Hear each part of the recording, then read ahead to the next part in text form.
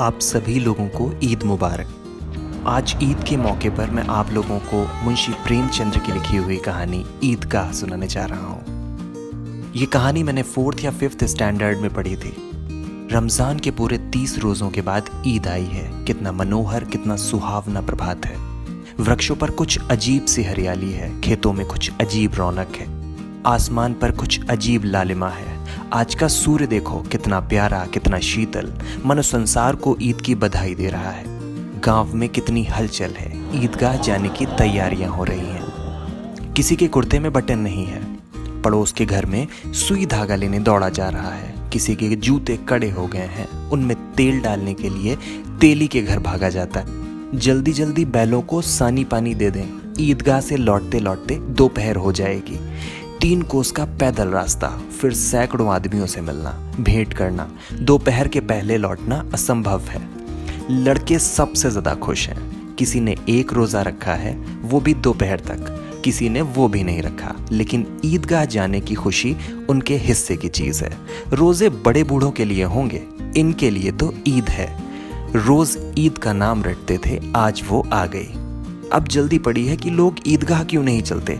इन्हें गृहस्थी की चिंताओं से क्या प्रयोजन। सेवैयों के लिए दूध और शक्कर घर में है या नहीं, इनकी बला से, ये तो सेवैयां खाएंगे।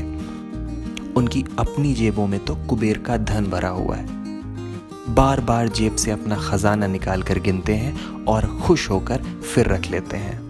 महमूद गिनता है 1, 2, 10, 12। उसके पास 12 पैसे हैं। मोहसिन के पास 1, 2, 3, 8, 9, 15 पैसे हैं। इन्हीं अनगिनती पैसों की अनगिनती चीज़ें लाएंगे, खिलौने, मिठाइयाँ, बिगुल, गेंद और ना जाने क्या क्या। और सबसे ज़्यादा खुश है हामिद, वो 4-5 साल का गरीब सूरत दुबला पतला लड़का, जिसका बाप गत वर्ष हैजे की भेंट हो गया और मां ना जाने क्यों पीली पीली होती एक दिन मर गई। किसी को पता न चला क्या बीमारी है, कहती भी तो कौन सुनने वाला था। दिल पर जो बीतती थी वो दिल ही में सहती थी, और जब ना सहा गया तो संसार से विदा हो गई। अब हामिद अपनी बूढ़ी दादी अमीना की गोद में सोता है और उतना ही खुश है। उसके अब्बा जान रुपए कमाने गए हैं, बहुत सी थैलियां लेकर आएंगे। अम्मी जान अल्लाह मियाँ के घर से उसके लिए बड़ी अच्छी अच्छी चीजें लाने गई हैं, इसलिए हामिद खुश है।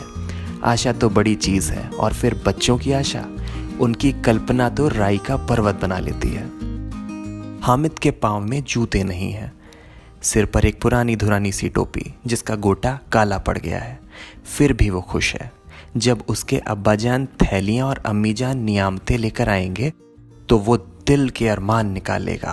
तब देखेगा महमूद, मोहसिन, नूरे और सम्मी कहाँ से उतने पैसे निकालेंगे। अभागिनी अमीना अपनी कोठरी में बैठी रो रही है। आज ईद का दिन और उसके घर में दाना नहीं है। आज हामिद का पिता आबिद होता तो क्या इस तरह ईद आती और चली जाती। इस अंधकार और निराशा में वो डूबी जा रही है। किसने बुलाया था इस निगोड़ी ईद को। इस घर में उसका काम नहीं, लेकिन हामिद, उसे किसी के मरने जीने से क्या मतलब। उसके अंदर प्रकाश है, बाहर आशा। विपत्ति अपना सारा दल बल लेकर आए, हामिद की आनंद भरी चितवन उसका विध्वंस कर देगी। हामिद भीतर जाकर दादी से कहता है, तुम डरना नहीं अम्मा, मैं सबसे पहले आऊंगा, बिल्कुल ना डरना। गांव से मेला चला और बच्चों के साथ हामिद भी जा रहा था। कभी सबके सब दौड़कर आगे निकल जाते, फिर किसी पेड़ के नीचे खड़े होकर साथ वालों का इंतजार करते।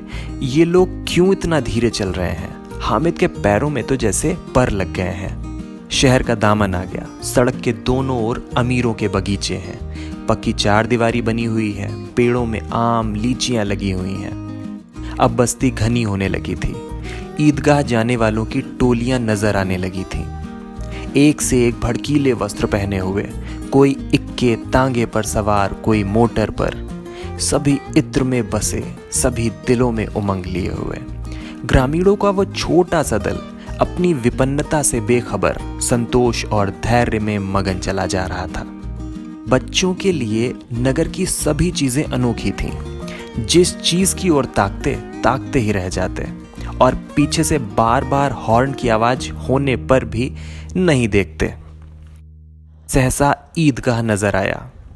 ऊपर इमली के घने वृक्षों की छाया है, नीचे पक्का फर्श है जिस पर जाजिम बिछा हुआ है और रोजेदारों की पंक्तियां एक के पीछे एक ना जाने कहां तक चली गई हैं, पक्की जगत के नीचे तक जहां जाजिम भी नहीं है। नए रोजेदारों की पंक्तियां एक के पीछे एक ना जाने कहां तक चली गई। नए आने वाले आकर पीछे की कतार में खड़े हो जाते हैं। आगे जगह नहीं है, यहाँ कोई धन और पद नहीं देखता।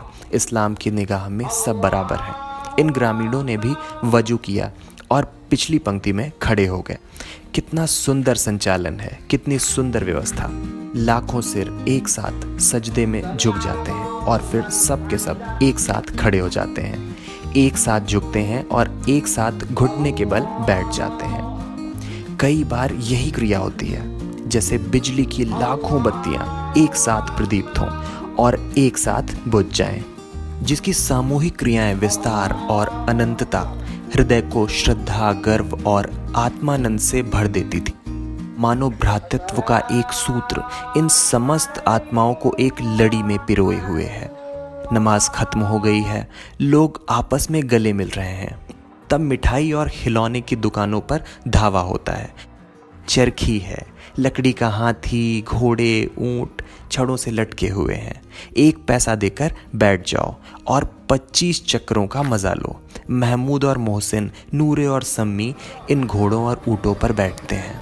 हामिद दूर खड़ा है, 3 ही पैसे तो उसके पास हैं।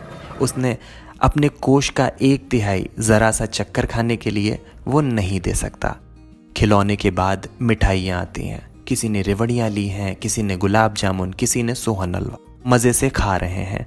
हामिद बिरादरी से पृथक है। अभागे के पास 3 पैसे हैं, क्या कुछ ले सकता है। ललचाई आंखों से सबकी ओर देखता है। मिठाई के बाद कुछ दुकानें लोहे की चीज़ों की हैं, कुछ गिलट और कुछ नकली गहनों की। लड़कों के लिए यहाँ कोई आकर्षण न था। वो सब आगे बढ़ जाते हैं। हामिद लोहे की दुकान पर रुक जाता है। कई चिमटे रखे हुए थे। उसे ख्याल आया, दादी के पास चिमटा नहीं है। तवे से रोटियां उतारती हैं तो उनका हाथ जल जाता है।